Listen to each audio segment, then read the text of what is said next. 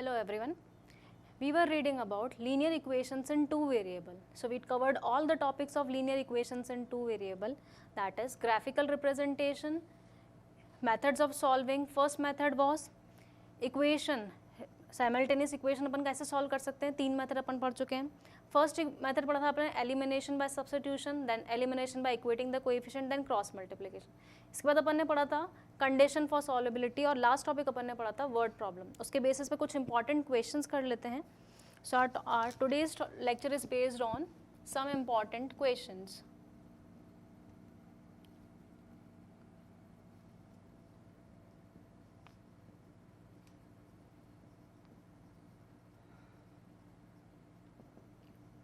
तो अपन जितने भी टॉपिक्स पढ़े हैं उससे रिलेटेड सब कुछ इंपॉर्टेंट क्वेश्चंस करते हैं. Starting with the question number 1. Two non negative real numbers x and y are such that 2x plus y is equal to 5. Find the sum of the maximum and minimum value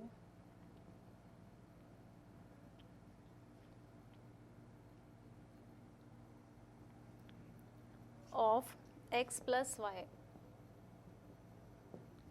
सो पहला question पढ़ते हैं. Normal linear equation के base पे जो general introduction पढ़ा था उसके base पे ये क्वेश्चन. दो नॉन नेगेटिव रियल नंबर्स हैं. नॉन नेगेटिव रियल नंबर्स मतलब जो पॉजिटिव हो या फिर जीरो. नॉन नेगेटिव में कौन कौन से इंक्लूड होते हैं, वो रियल नंबर्स या तो फिर जीरो हो या फिर पॉजिटिव होने चाहिए. एक्स और वाई दो नॉन नेगेटिव रियल नंबर्स हैं such that 2x plus y किसके इक्वल है, 5. सॉल्यूशन देख लेते हैं इसका. आपको गिवन है 2x plus y is equal to 5 है. क्या निकालना है, find the sum of and maximum and minimum value of x plus y. मतलब मुझे जो मैक्सिमम वैल्यू है x प्लस वाई की और मिनिमम वैल्यू है जो x प्लस वाई की, उन दोनों का सम निकालना है. तो सबसे पहले मुझे मैक्सिमम वैल्यू चाहिए x प्लस वाई की और मिनिमम वैल्यू चाहिए x प्लस वाई की. उससे पहले अपन को x और y की वैल्यूज़ निकालनी पड़ेगी. टेबल ड्रॉ कर देते हैं जैसे अपन ग्राफ के टाइम पर टेबल ड्रॉ करते हैं जिसमें अपन x और y की वैल्यूज़ फाइंड आउट करते हैं. ग्राफ में तो कितनी वैल्यूज़ फाइंड करते हैं अपन, ग्राफ में 3 ही वैल्यूज़ फाइंड आउट करते हैं. यहाँ पर आपको सारी वैल्यूज़ फाइंड करनी है, बट वो सारी वैल्यूज़ कैसी होनी चाहिए, पॉजिटिव होनी चाहिए. जैसे x और y की वैल्यू पुट कर देते हैं. अगर मैंने x की वैल्यू 0 पुट कर दी तो 2 इंटू 0 0 हो जाएगा, तो y की वैल्यू कितनी हो जाएगी, 5. x की वैल्यू 1 पुट करेंगे तो y की वैल्यू आ जाएगी 3. x की वैल्यू 2 पुट करेंगे तो y की वैल्यू आ जाएगी 1. जैसे ही आप x की वैल्यू 4 पुट करोगे, यहाँ पर 4 पुट करते ही क्या हो जाएगा, यहाँ से अपने पास 2 पुट कर दिया, 3 पुट करते ही क्या हो जाएगा 6, 5 माइनस 6 माइनस 1 हो जाएगा, नेगेटिव वैल्यू आ जाएगी. अगर मैं यहाँ पे 3 पुट कर देती हूँ तो y की वैल्यू -1 आ जाएगी, जो कि केस अपन को नहीं लेना है, क्योंकि अपन को सिर्फ और सिर्फ कौन सी वैल्यूज़ लेनी है, पॉजिटिव वैल्यूज़, नेगेटिव वैल्यू नहीं आनी चाहिए. सिमिलरली अगर मैं कोई भी 3 से वैल्यू बड़ी पुट करती हूँ तो वहाँ पर कैसी वैल्यू आएगी, अपने पास नेगेटिव वैल्यू आएगी. तो मैक्सिमम वैल्यू कहाँ मिलेगी, यहीं पर. एक बार y की वैल्यू पुट करके देख लेते हैं. लेट अस सपोज y की वैल्यू 0 पुट कर दी मैंने, तो ये 0 हो जाएगा. तो x की वैल्यू कितनी हो जाएगी, 5/2. 5/2 that is equal to, we can say 2.5. अगर x की वैल्यू, y की वैल्यू 1 पुट करती हूँ, 1 ऑलरेडी है जिस पे 2 आ चुका है. 2 पुट कर देते हैं, 2 पुट करेंगे तो 3 आ जाएगा. 3 के हिसाब से कितना आ जाएगा, 1.5. 3 ऑलरेडी है. 4 पुट कर देंगे तो कितना आ जाएगा, यहाँ से x y की वैल्यू 4 पुट कर देते हैं. 5 माइनस 4 1, 1/2 कितना हो जाएगा, 0.5. और 5 पे ऑलरेडी कितना आ रहा है, 0. अगर मैं यहाँ पर 6 पुट कर देती हूँ तो 5 माइनस 6 माइनस 1 नेगेटिव आ जाएगा. जैसे ही आप इसकी वैल्यू 6 पुट करोगे तो यहाँ पर कितनी आ जाएगी, नेगेटिव वैल्यू, -1 हो जाएगा. 6 माइनस 5 माइनस 1 तो -0.5 हो जाएगा, जो कि डिस्कार्ड कर देंगे. तो 6 से कोई भी बड़ी वैल्यू पुट करूँगी तो अगेन वैसी कैसी वैल्यू आ जाएगी, मेरे पास नेगेटिव. यहाँ से आप फ्रैक्शन में पुट कर सकते हैं क्योंकि रियल नंबर्स है अपने पास. अब मुझे मैक्सिमम और मिनिमम वैल्यू निकालनी है, तो यहाँ से मैं पहले निकाल लेती हूँ x प्लस वाई. मैंने x निकाल लिया, y निकाल लिया. अब क्या निकालेंगे, x plus y. x plus y निकालने के लिए 0 प्लस 5 कितना हो जाएगा, 5. 1 प्लस 3 4, दिस इज 3. ये केस नहीं लेंगे, डिस्कार्ड कर देंगे क्योंकि नेगेटिव आ रहा है. यहाँ से वैल्यू कितनी आ रही है, 2.5. इन दोनों को ऐड करेंगे, विल गेट 3.5. इन दोनों को ऐड करोगे यू विल गेट 4.5। तो वैल्यू अगर अपन देखें तो यहाँ से पहले डिक्रीजिंग ऑर्डर में है, फिर यहाँ से वापस इंक्रीजिंग ऑर्डर में चली जाएगी मुझे, फिर नेगेटिव आ जाएगी। अब मैं 0 और 1 के लिए कोई भी बीच में फ्रैक्शन वैल्यू पुट करूँगी तो 5 से बड़ी छोटी आएगी और 4 से बड़ी आएगी, तो फ्रैक्शन में वैल्यू पुट करने की ज़रूरत नहीं है। अब यहाँ से मैं देख सकती हूँ कि ये वाली वैल्यू जो है ये क्या है, मैक्सिमम है, और यहाँ से ये 4, 3, 2.5, 3.5, 4.5, इसमें से ये 2.5 जो है ये आपकी मिनिमम वैल्यू है। तो मिनिमम और मैक्सिमम वैल्यू मिल गई। अब क्वेश्चन में क्या पूछा गया था, find the sum of maximum and minimum value of x plus Y. X plus Y की maximum value of x plus Y कितना निकल गया मेरे पास 5, और minimum value of x plus Y कितना निकला अपने पास 2.5। ये मिनिमम वैल्यू है, ये मैक्सिमम वैल्यू है। क्वेश्चन में पूछा गया है फाइंड द सम ऑफ, इन दोनों का सम निकालना है। सम निकालना that is 5 plus 2.5 which is equal to कितना आ जाएगा 7.5। तो maximum minimum value x plus y के सम कितना जाएगा 7.5। तो इस तरीके से टेबल ड्रॉ करके अपन मैक्सिमम और मिनिमम वैल्यू x और y की निकाल सकते हैं, x प्लस वाई की निकाल सकते हैं। सेकेंड क्वेश्चन करते हैं इसका, this is related to first question only. Question is 2x plus 3y is equal to 10. How many integral values of x and y, integral values of x and y, इसमें दे रखा है आपको कि ये जो है आपका ये ग्रेटर देन इक्वल टू 0 होना चाहिए, आर पॉसिबल। क्वेश्चन में दे रखा है, एक इक्वेशन है 2x plus 3y is equal to 10, how many integral values of x and y, x greater than equal to 0 are possible. x की value greater than equal to 0 और y की value भी greater than equal to 0 आपको दे रखा है। Let suppose आपको दे रखा है कि x और y ग्रेटर देन 0 होना चाहिए, ठीक है। तो आपको पूछा गया है इंटीग्रल वैल्यू, इसमें क्या बोला था, रियल नंबर्स है, रियल नंबर्स में फ्रैक्शन हो सकते थे। इसमें दे रखा है इंटीग्रल वैल्यूज, इंटीग्रल वैल्यूज मतलब इंटीजर्स होना चाहिए, बट इसमें कहीं पॉजिटिव नेगेटिव के बारे में बोल रखा है। हाँ, ग्रेटर देन इक्वल टू 0 मतलब 0 या 0 से बड़ा होना चाहिए, नेगेटिव नहीं हो सकता। सेम केस इसमें भी अपन एक टेबल ड्रॉ कर देते हैं, जैसे अपन x और y की वैल्यू निकाल लेंगे। ये x और y, आप x की वैल्यू पुट करके y की वैल्यू निकालो या y की वैल्यू पुट करके x की वैल्यू निकालो। जैसे ही मैं x की वैल्यू 0 पुट करूँगी तो ये 0 हो जाएगा, सो y इज इक्वल टू 10/3 आ जाएगा। x की वैल्यू 1 पुट करेंगे तो ये 2 हो जाएगा, 10 माइनस करेंगे तो यहाँ पर 8/3 आएगा, 2 पुट करने पे 6/3 आ जाएगा, 3 पुट करेंगे तो जैसे जैसे 2 पुट किया मैंने 6/3 विच इज इक्वल टू यहाँ पर कितना आ गया मेरे पास 2। 3 पुट करने पे कितना आएगा यहाँ से 6, तो कितना हो जाएगा अपने पास 4/3। और जैसे ही मैं 4 पुट करूँगी x की वैल्यू तो कितना आ जाएगा मेरे पास 8 मतलब 2/3 हो जाएगा, और 5 पे कितना आ जाएगा 0। अगर x की वैल्यू 6 पुट कर देते हैं तो 12 हो जाएगा, तो कितना हो जाएगा -2/3। ये केस नहीं लेंगे क्योंकि अगेन वापस नेगेटिव वैल्यू आ रही है और आपको बोल रखा है x और y should be greater than equal to 0, तो नेगेटिव वैल्यू पॉसिबल नहीं है, डिस्कार्ड कर देंगे। और अगर मैं x की वैल्यू आगे 7, 8 पुट करूँगी तो अगेन नेगेटिव आएगा। अब y की वैल्यू पुट कर देते हैं यहाँ से, जैसे ही y की वैल्यू 0 पुट कर देते हैं यहाँ से तो 0 हो जाएगा, तो x की वैल्यू कितनी हो जाएगी 5, y की वैल्यू 1 पुट करते हैं तो कितना आएगा यहाँ पे 7/2, y की वैल्यू 2 ऑलरेडी यहाँ पर आ चुकी है जिस पे 2 पे 2 आ रहा है तो पुट करने की नीड नहीं है। y की वैल्यू 3 पुट कर देते हैं, 3 आएगा अपने पास 9 मतलब 1/2 हो जाएगा, और y की वैल्यू जैसे 4 पुट करेंगे अपन ये 12 बन जाएगा, वहाँ पे माइनस आएगा तो माइनस की वैल्यू 1 आ जाएगी, तो अगेन ये केस डिस्कार्ड कर देंगे और आगे वैल्यूज जैसे फाइंड आउट करेंगे तो अगेन नेगेटिव आएंगे। तो यही वैल्यूज पॉसिबल है x और y की, जिसमें x की फ्रैक्शन में भी आ गई, y की फ्रैक्शन वैल्यूज भी आ गई। अब आपसे पूछा गया है how many integral values of x and y are possible, integers value आनी चाहिए। ये केस पॉसिबल नहीं है क्योंकि इसमें फ्रैक्शन में वैल्यू आ रही है x और y की, इसमें y फ्रैक्शन में आ रहा है। ये केस पॉसिबल है क्योंकि दोनों इंटीजर्स आ रहे हैं। Again this case is not possible, this is not possible क्योंकि फ्रैक्शन में वैल्यूज आ रही है। ये केस पॉसिबल है। ये वाला केस सेम बन गया 5,0 इसलिए कंसिडर नहीं कर रहे। ये भी पॉसिबल नहीं है, ये भी पॉसिबल नहीं है, ये भी पॉसिबल नहीं है। तो ओनली कौन कौन सा केस पॉसिबल है, 2 पे 2 और 5 पे 0। तो आपसे क्वेश्चन में पूछा गया था कि कितने इंटीग्रल वैल्यूज x और y की पॉसिबल है, तो आंसर क्या होगा, 2 values are possible. How many values पूछा था, इसलिए अपन क्या बोलेंगे, 2 वैल्यूज आर पॉसिबल, जो इंटीजर्स है। फ्रैक्शन में पूछेगा तो बहुत सारी वैल्यूज आ जाएंगी। Next question number 3 is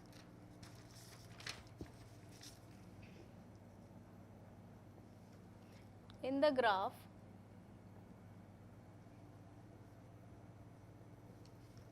coordinates of point P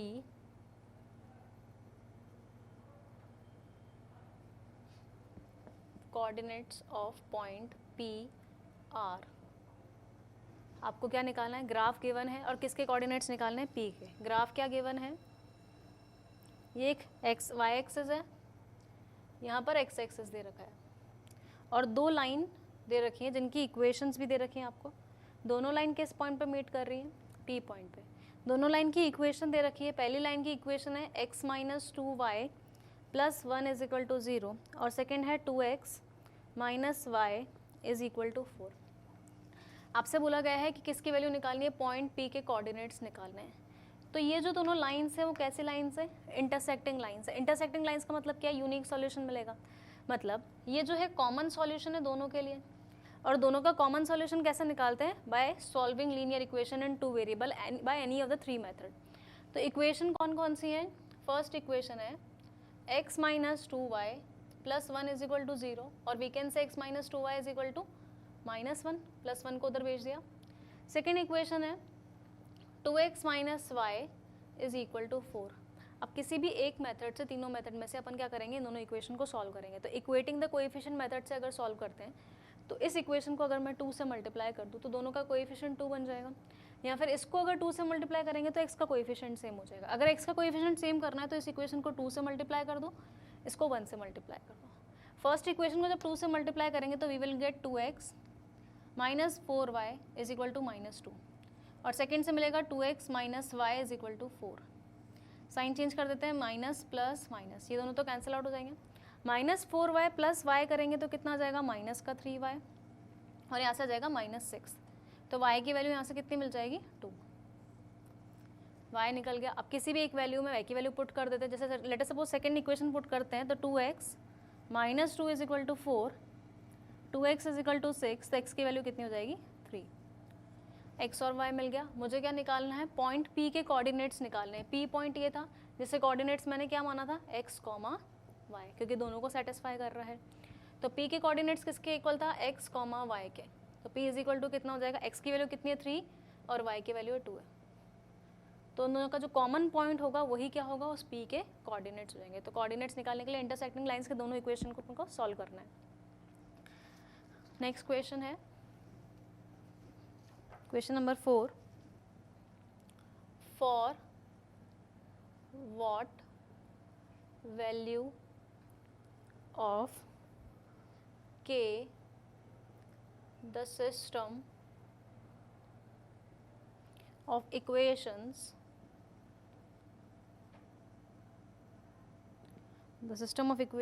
kx plus 2y is equal to 2 and 3x plus y is equal to 1 will be coincident। अब क्वेश्चन में क्या बोल रखा है, for what value of k the system of equations will be coincident. Coincident का मतलब क्या होता है, लाइंस ओवरलैपिंग होनी चाहिए। कोइंसिडेंट का मतलब क्या है, लाइंस शुड बी ओवरलैपिंग, और ओवरलैपिंग लाइंस का मतलब होता है इनफाइनाइटली मैनी सॉल्यूशंस। आप ये पढ़ चुके हैं अपन ऑलरेडी, किस केस में, कंडीशन ऑफ सॉल्वेबिलिटी में। अब कोइंसिडेंट का मतलब क्या है, overlapping lines that is infinitely many solution. अब अपन ने क्लास में पढ़ा था कि इनफाइनाइटली मैनी सॉल्यूशंस की condition,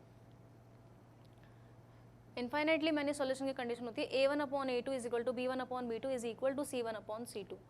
a1 by a2 is equal to b1 by b2 is equal to c1 by c2। अभी इस इक्वेशन से, उस इक्वेशन से अपन a और b की वैल्यू निकाल सकते हैं। यहाँ से एक a1 की वैल्यू क्या है, k, यहाँ से a1 की वैल्यू है 3, a1 a2 क्या थे अपने x के coefficients, is equal to B1 की वैल्यू कितनी है 2, यहाँ से B2 की वैल्यू कितनी है 1, C1 की वैल्यू 2 और यहाँ से वैल्यू 1, ये सेम आ गया। अगर मैं इन दोनों को कंपेयर करवाऊँ तो मुझे किसकी वैल्यू मिल जाएगी, x k की। क्रॉस मल्टीप्लाई कर देते हैं यहाँ से, तो k इज इक्वल टू कितना आ जाएगा 6, and we have to find the value of k only. तो कोइंसिडेंट लाइन है तो infinitely many solution, intersecting lines है तो यूनिक सॉल्यूशन, और पैरेलल लाइंस होगी तो नो सॉल्यूशन वाली कंडीशन लगा देंगे। Next question number 5 is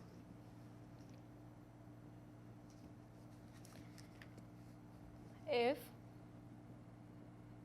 the system of equations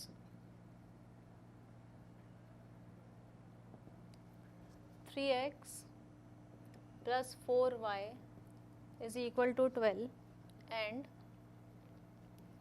a plus b into x plus twice of a minus b into y is equal to 5a minus 1 has infinitely many solution.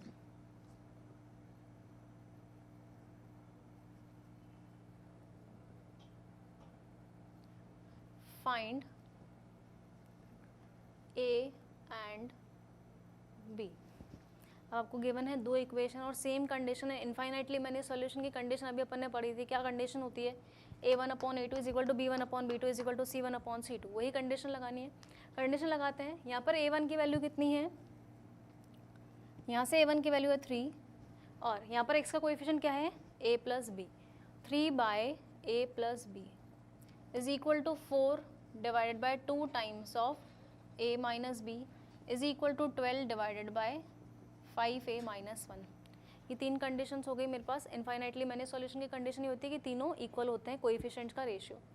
जब इसको solve करेंगे तो ये 2 times cancel out हो जाएगा, तो equation बच जाएगी 3 times of a plus b is equal to 2 divided by a minus b 12 divided by 5a minus 1। किसी भी दो इक्वेशन को कंपेयर करवा के इसको और इसको कंपेयर करा दें और इसको कंपेयर करवा के अपन किसकी वैल्यू निकाल सकते हैं, a और b की वैल्यू फाइंड आउट कर सकते हैं। जब यहाँ से अगर क्रॉस मल्टीप्लाई करेंगे तो 3 को किससे मल्टीप्लाई करना है, a माइनस बी से, और 2 को किससे मल्टीप्लाई करना है, 3a प्लस बी से। कंपेयर करवा देते हैं। कंपेयर कैसे करवाया, 3/a plus b is equal to 2/a minus b होगा, एक कंडीशन तो ये होगी। सेकेंड कंडीशन यहाँ से होगी अपने पास 2 divided by a minus b is equal to 12 divided by 5a minus 1। Second condition यहाँ से मिल जाएगी। यहाँ से जब अपन क्रॉस मल्टीप्लाई अप्लाई करेंगे तो यहाँ पर कितना आएगा, 3a minus 3b is equal to 2a plus 2b। First condition यहाँ से आ जाएगी। सॉल्व करके अपन को a की वैल्यू कितनी मिल जाएगी, 5b। एक कंडीशन ही हो गई। सेकेंड कंडीशन अपन क्रॉस मल्टीप्लाई करके अगेन सॉल्व कर सकते हैं। यहाँ से जब 2 से मल्टीप्लाई करेंगे तो we will get 10a minus 2 is equal to 12a minus 12b। Numbers a वाले को एक साइड लेते हैं, b वालों को एक साइड लेते हैं, या फिर -2 को उधर ले जाते हैं। 10a minus 12a is equal to minus 2a हो जाएगा। ये आकर प्लस का 12 भी हो जाएगा और उधर हो जाएगा अपने पास 2। अब इसको आगे सॉल्व करने के लिए या तो कॉमन ले लें या फिर डायरेक्ट सॉल्व कर सकते हैं अपन इसको। मेरे पास फाइनल इक्वेशन क्या आई, माइनस का 2a plus 12b is equal to 2। ये सेकेंड इक्वेशन फ्रेम हो गई मेरे पास। लीनियर इक्वेशन 2 वेरिएबल वाले मेथड से सॉल्व कर लेते हैं। a की वैल्यू कितनी है मेरे पास, 5b, तो a की जगह क्या रिप्लेस कर देंगे, 5a, और यू कैन टेक कॉमन 2 और कैंसिल आउट भी कर सकते हैं, या डायरेक्ट वैल्यू 5b पुट कर देंगे a की जगह। 2 times of 5b plus 12b is equal to 2, that is minus 10b plus 12b is equal to 2। तो 2b इज इक्वल टू 2 हो जाएगा, तो b की वैल्यू कितनी मिल जाएगी, 1। सॉल्व कर लिया, b की वैल्यू 1 मिल गई। अब यहाँ पर अगर b की वैल्यू 1 पुट कर देंगे तो a इज इक्वल टू कितना था, 5b। a is equal to 5b, so a is equal to 5 into 1 which is equal to 5। तो ये a की वैल्यू मिल गई और b की वैल्यू मिल गई। आपसे क्या क्वेश्चन पूछा था, फाइंड a एंड b। तो अपन ने कौन सी कंडीशन लगा ली, इनफाइनाइटली मैंने सॉल्यूशन वाली इस क्वेश्चन में। Next question number 6 is a farmer divides his herd of X cows among his 4 sons such that the first son gets 1/2 of the herd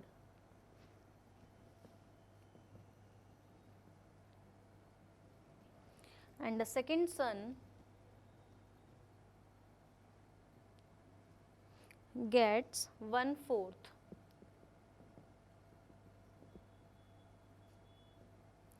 The third son gets 1/5 and the fourth son gets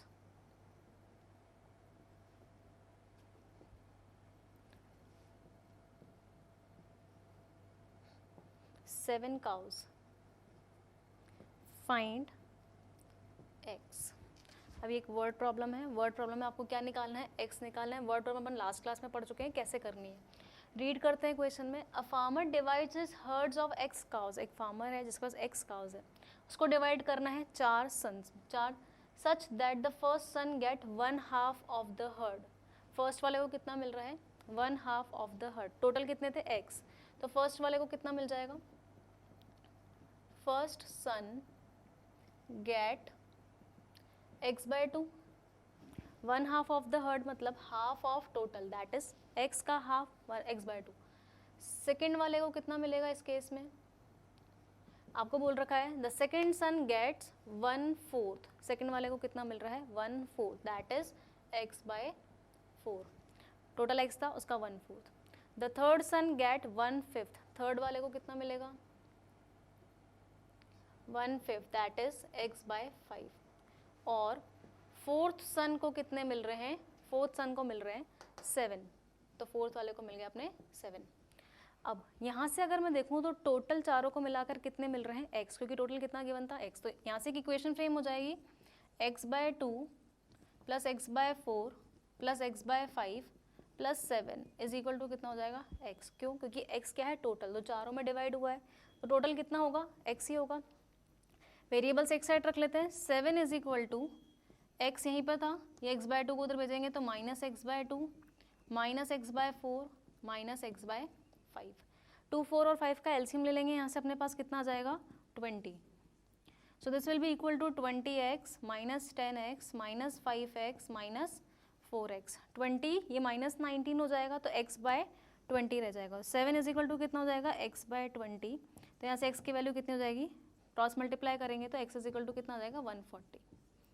तो आपसे ये पूछा था find x, तो x की value कितनी हो गई? 140. यहाँ पर एक बार वापस रिपीट कर देते हैं. x क्यों लिया? क्योंकि फर्स्ट, सेकंड, थर्ड और फोर्थ को जो टोटल मिला है इन चारों को मिलाकर कितने मिले हैं? x वाले. टोटल x था, 4 पार्ट्स में डिवाइड कर दिया, इसलिए चारों का एडिशन किसके इक्वल हो जाएगा? x के equal.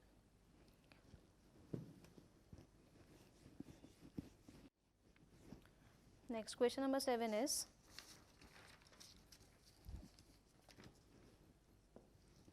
the sum of digits of a 2-digit number is 7 and the tens place digit is 25% less than the unit place digit. Units place digit. What is the number?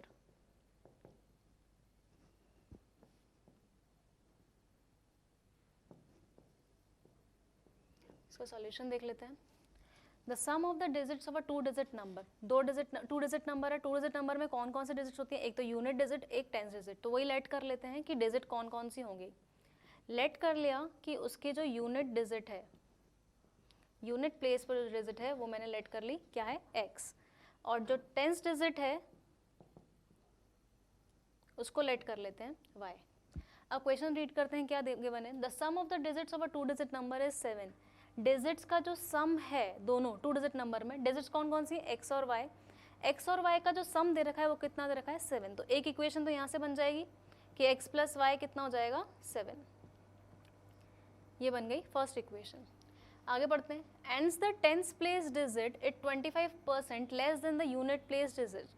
Tens place पे कौन सा digit है, Y, ये जो है वो किसके equal है, 25% less than unit place digit.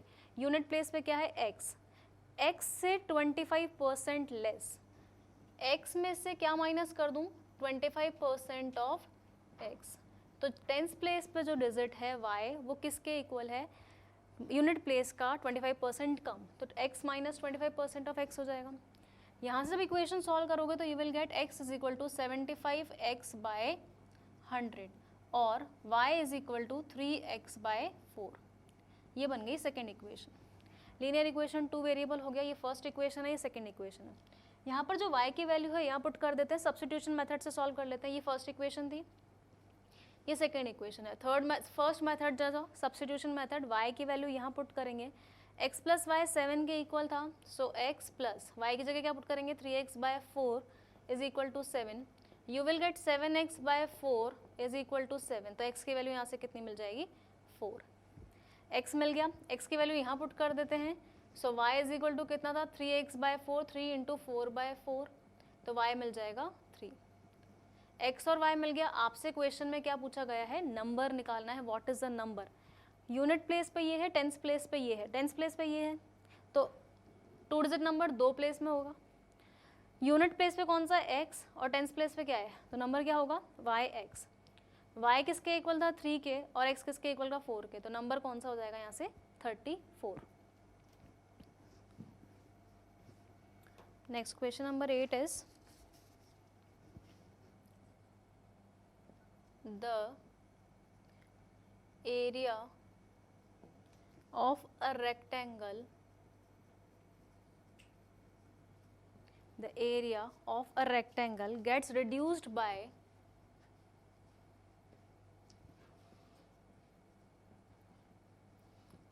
gets reduced by 9 meters square if its length is reduced by 5, length is reduced by 5 meter and breadth is increased by 3 meter.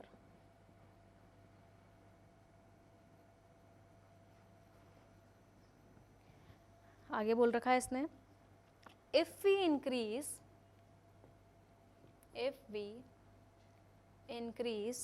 the length by 3 meter,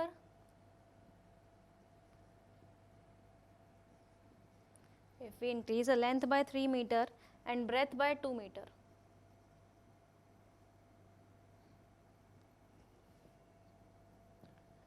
the area is increased by 67 meters square. Find the dimensions of rectangle.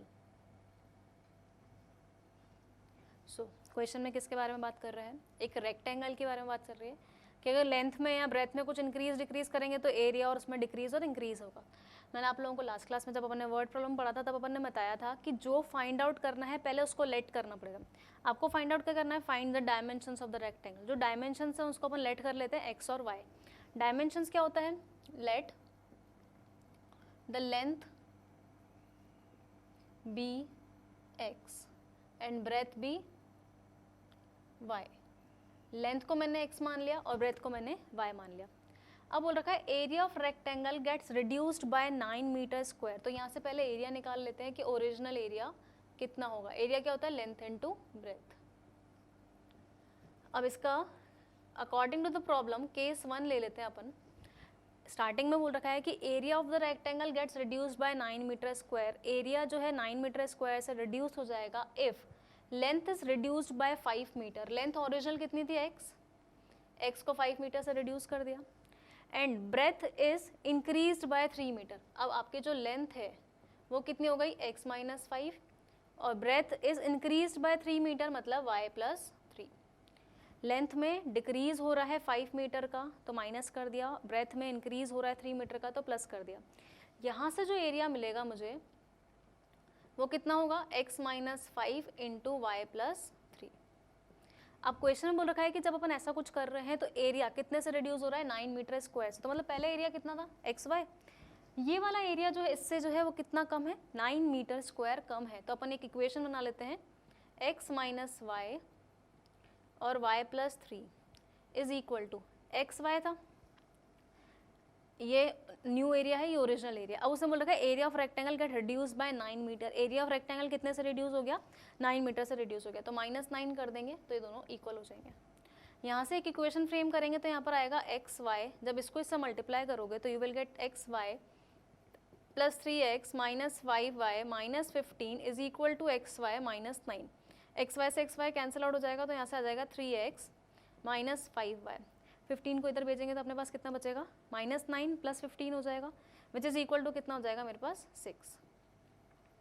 ये एक equation बन गया अपने पास। अब second case पढ़ते हैं। If we increase a length by 3 metre, अगर length को इंक्रीज कर दिया 3 मीटर से, लेंथ पहले कितनी थी मेरे पास x, 3 मीटर से इंक्रीज करेंगे तो x प्लस 3 हो जाएगा। If we increase a length by 3 metre and breadth by 2 metre, मतलब ब्रेथ को भी कितने से इंक्रीज कर रहे हैं 2 मीटर से, लेंथ को 3 मीटर से और ब्रेथ को 2 मीटर से, ब्रेथ कितनी हो जाएगी y प्लस 2। तो यहाँ से जो एरिया निकलेगा वो कितना होगा x plus 3 into y plus 2। अब रीड करते हैं। If we increase a length by 3 metre and breadth by 2 metre the area is increase by 67 metre square. Area जो है अब इंक्रीज हो रहा है, that means x plus 3 into y plus 2 जो है वो एक्स वाई में इंक्रीज हो रहा है कितने से 67 से, इज इक्वल टू कितना जाएगा x y plus 67। Solving this two multiply this two equation we will get x y plus 3y plus 6 is equal to x y plus 67। X y से एक्स वाई कट जाएगा, यहाँ से आ जाएगा 2x plus 3y is equal to 61। ये दो equation frame हो गए अपने पास। अब आपको निकालना क्या है x और y की वैल्यू फाइंड आउट करनी है। दोनों इक्वेशन को सॉल्व करेंगे अपन किसी भी एक मेथड से, तो किसकी वैल्यू मिल जाएगी x और y की। सो फर्स्ट इक्वेशन थी मेरे पास 3x minus 5y is equal to 6 और सेकेंड इक्वेशन थी 2x plus 3y is equal to 61। x के कोएफिशिएंट को सेम करते हैं, इसको 2 से मल्टीप्लाई कर देते हैं, इसको 3 से मल्टीप्लाई कर देते हैं। इस इक्वेशन को मैं 2 से मल्टीप्लाई करूँगी, इस इक्वेशन को 3 से मल्टीप्लाई करूँगी। जब 2 से मल्टीप्लाई करेंगे तो we will get 6x minus 10y is equal to 12 और यहाँ पर हो जाएगा 6x plus 9y is equal to 183। ये माइनस हो जाएगा, ये भी माइनस हो जाएगा, ये भी माइनस हो जाएगा। यहाँ से आ जाएगा माइनस 19y, इसमें से इसको माइनस करना है तो वी विल गेट माइनस 171। यहाँ से y की वैल्यू आ जाएगी 171 बाय माइनस 19। तो यहाँ से किसकी वैल्यू मिल जाएगी मेरे को y की, और अपन x की वैल्यू फाइंड आउट करते हैं। जब अपन आप यहाँ से सॉल्व करोगे तो y की वैल्यू आपको मिल जाएगी 9। अब y की वैल्यू किसी भी एक इक्वेशन में पुट कर देते हैं तो x की वैल्यू मिल जाएगी। लेट सपोज y की वैल्यू यहाँ पुट कर देते हैं। 3x माइनस 5y है, 5 इंटू 9 कितना हो जाएगा 45 is equal to 61। Therefore 3x is equal to 106। तो यहाँ से आप किसकी वैल्यू निकाल सकते हो x की वैल्यू निकाल सकते हो। तो यहाँ से किसकी मिल जाएगी x और y दोनों की वैल्यू फाइंड आउट हो जाएगी। यहाँ से जब आप y की वैल्यू निकालिए और आप x की वैल्यू निकाल लोगे तो आपको क्या मिल जाएगा। अच्छा, क्वेश्चन में क्या पूछा था अपन से, find a length and breadth, तो x और y अपना लेंथ और ब्रेथ था, तो x भी मिल जाएगा और y भी मिल जाएगा। Next question is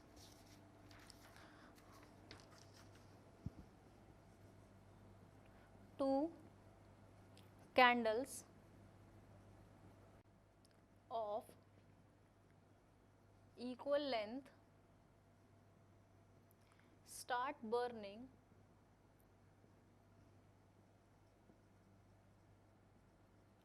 at the same instant.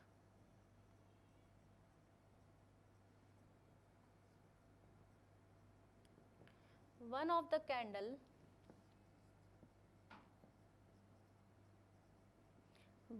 candle burn in 5 hours and the other in 4 hours.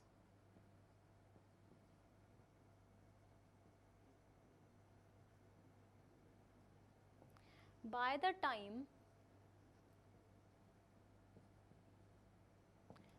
time one candle is 2 times the length of the other,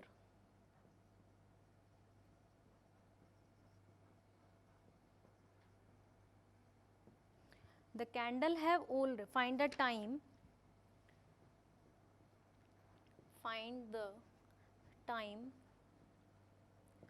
candle have already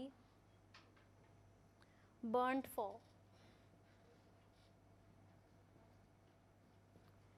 so equation read कर लेते हैं. Question का मतलब क्या है, दो candle से equal length की हैं, वो स्टार्ट कर रही हैं burning at the same instant मतलब सेम टाइम पे दोनों बर्न कर रही हैं. 2 candles of the equal length, और दोनों की लेंथ कितनी है, इक्वल है. तो अपन लेट कर लेते हैं, सॉल्यूशन देख लेते हैं इसका एक बार. Let the length of candle be L. मैंने क्या मान लिया, लेंथ क्या है कैंडल की, L. One of the candle burn in 5 hour. पहली कैंडल को कितने देर लगते हैं बर्न होने में, 5 आवर्स. और सेकंड कैंडल को कितने लग रहे हैं, 4 hours. By the time one candle is 2 times the length of the other. तो एक और चीज़ लेट करनी पड़ेगी इसमें, आपको क्या फाइंड आउट करना है, find the time candle have already burn for.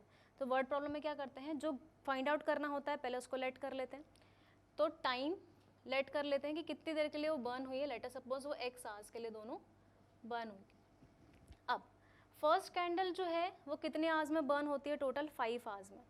अगर मैं फर्स्ट कैंडल की बात करूं तो कितने आवर्स में बर्न हो रही है, 5 आवर्स में.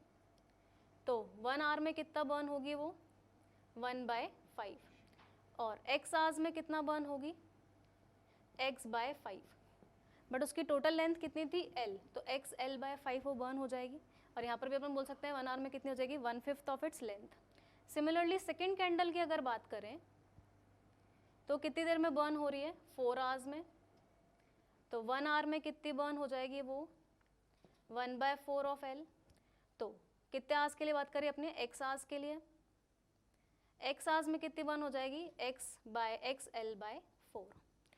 अब रिमेनिंग अपन को बोल रखा है कि by the time the candle is 2 times the length of the other. First candle की लेंथ जो है वो कितनी है, 2 टाइम्स ऑफ अदर. तो इसकी रिमेनिंग लेंथ निकाल लेते हैं अपन यहाँ से.